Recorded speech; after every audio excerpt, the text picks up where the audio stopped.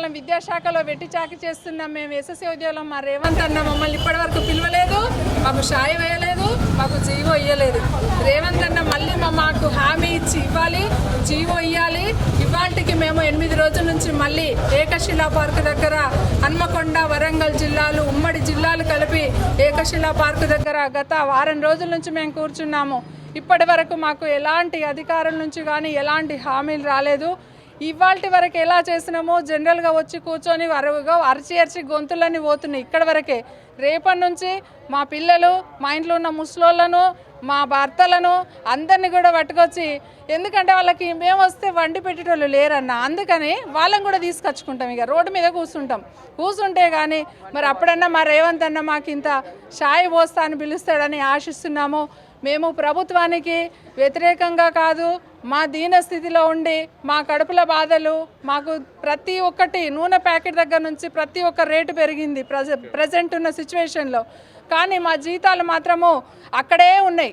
మా జీతాలు పెరగలేదు, మా జీవితాలు బాగుపడలేదు. ఇవాల్టి వరకు కూడా 10 ఏళ్ళైంది, 20 ఏళ్ళైంది. 20 ఏళ్ళ నుండి అదే 12,000, 11,000, 18,000 అవే జీతాలతోని మేము గడుపుతున్నాము.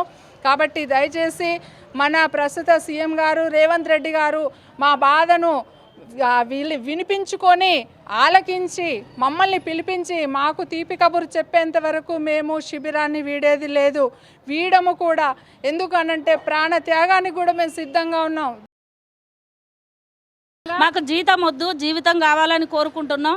మాకు అధికారుల నుంచి ఎలాంటి ఇబ్బందులు వచ్చినా కూడా వాళ్ళు ఏం వచ్చినా కూడా మేము టెంట్ కింద నుంచి అక్కడ నుంచి ఒక్క అడుగు కూడా జరిగే ప్రసక్తే లేదు. 20 రోజులు, 100 రోజులు, ఎన్ని రోజులైనా కూడా ఇప్పుడు సమ్మె చేస్తున్నాం. ఆ తర్వాత ఆమరణ నిరాహార దీక్షకు కూడా మేము వెనకాడమని చెప్తున్నాము. రేవంత్ సార్ గారు మా దగ్గరికి రావాలని మేము కోరుకోవడం లేదు. మాకు చిన్న జీవో ఇస్తే చాలు. తను ఎక్కడ ముఖ్యంగా మీడియా మిత్రులకు కోరుకునేది ఏంటంటే, దయచేసి మేము ఈ చేస్తున్న సమ్మెను మీరు సార్ దగ్గరికి వెళ్ళేలా చూడండి, సార్ను స్పందించేలా మీరు చేయండి అని మీడియా మిత్రులకు కూడా కోరుకుంటున్నాము.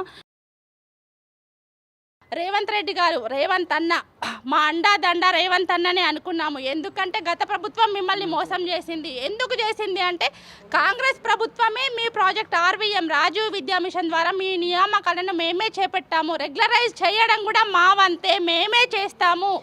మీరు నమ్ముకున్న ప్రభుత్వం మిమ్మల్ని చెయ్యలేదు కాబట్టి మీరు ఆ పనిలో ఉండండి, ఆ ప్రభుత్వాన్ని గద్దె దించండి, కాంగ్రెస్ ప్రభుత్వాన్ని గద్దెనెక్కించండి, మీకు ఖచ్చితంగా నేను న్యాయం చేస్తాను 100 రోజుల్లో అని చెప్పారు. ఆ న్యాయం కోసం మేము అనుకున్నాము. సరే, గత ప్రభుత్వం 5 ఏళ్ళు కదా చేశారు. ఇప్పుడు ఈ ప్రభుత్వంకు 1 సంవత్సరం పాటుగా మేము ఓపిక పట్టాము. సంవత్సరం పాటు ఓపిక పట్టిన తర్వాత కూడా మాకు ఎలాంటి కబురు రాలేదు. సార్ ఏమన్నారు, 100 రోజులు, కేవలం 100 రోజుల్లో మేము సర్దుకుంటామమ్మా, 100 రోజుల తర్వాత మీకు రెగ్యులరైజ్ చేస్తామన్నారు. కానీ 100 రోజులు అయిపోయి సంవత్సర కాలం అయింది. సంవత్సర కాలంలో ప్రజాపాలన విజయోత్సవాలు అని చెప్పేసి చేసుకున్నారు సార్ మీరు. ఆ ప్రజాపాలన విజయోత్సవాలలో మేము పనిచేసాం. ఎందుకంటే మీ విజయంలో మీ సంబరాలు బాగా జరగాలి అని మేము పనిచేసాం. కానీ మాకు ఎలాంటి సంబరం లేదండి, మాకు ఎలాంటి విజయోత్సవాలు లేవు, మాకు ఏ విజయము జరగలేదు. ఆ విజయోత్సవాలలో మీరందరూ భాగస్వాములై బాగా చేసుకున్నారు. కానీ మా కుటుంబాలు కానీ మేము కానీ ఇప్పటికీ అదే పరిస్థితిలో ఉన్నాము. ఎక్కడ వేసిన గొంగలి అక్కడనే ఉంది సార్.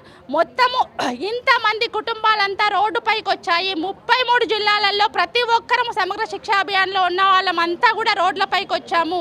ఇప్పుడు కూడా మీరు స్పందించకపోతే మేము చావోరేమో అనే నిర్ణయానికి వచ్చాము. ఖచ్చితంగా మా విద్యాశాఖలో మమ్మల్ని విలీనం చేయండి. సమగ్ర శిక్ష అనేది ఒక ప్రాజెక్ట్ అంటున్నారు. ఆర్టీసీ అనేది ఒక కార్పొరేషన్ సార్. ఆ కార్పొరేషన్ను కూడా గవర్నమెంట్ ఏం చేసింది, గవర్నమెంట్లో విలీనం చేసుకుంది. అలాగే మమ్మల్ని కూడా మేము విద్యాశాఖలో విలీనం చేసి మాకు రెగ్యులరైజ్ చేయాలి సార్. అది అయ్యే వరకు మేము దీక్ష వీడేది లేదు.